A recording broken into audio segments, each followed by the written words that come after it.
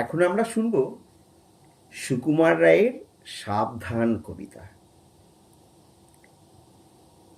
আরে আরে, ও কি করো বেলারাম বিশ্বাস, ফোঁস ফোঁস অত জোরে ফেলো না কো নিঃশ্বাস।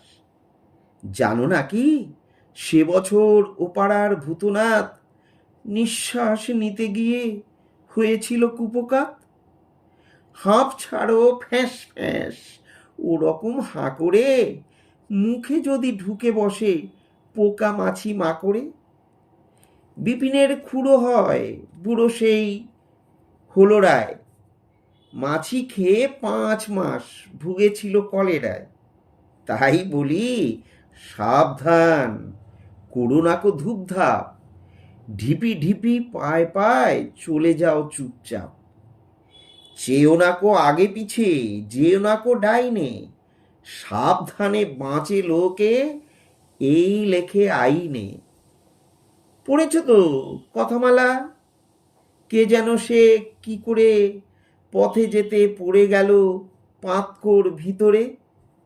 ভালো কথা, আর যেন সকালে কি দুপুরে নেও নাকো কোনো দিন ঘোষেদের পুকুরে। এরকম মোটা দেহে কি যে হবে কোন দিন, কথাটাকে ভেবে দেখো কিরকম সঙ্গীন। আহা, চট কেন, হয় নয় কে বা জানে স্পষ্ট, যদি কিছু হয়ে পড়ে পাবে শেষে কষ্ট।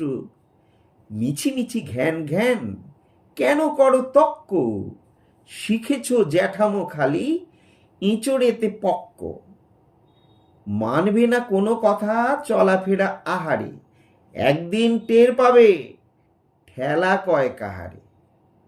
রমেশের মেঝো মামা সেও ছিল শেয়ানা, যত বলি ভালো কথা কানে কিছু নেয় না। শেষকালে একদিন চান্নের বাজারে পড়ে গেল গাড়ি চাপা রাস্তার মাঝারে। কি বন্ধুরা, কেমন লাগলো?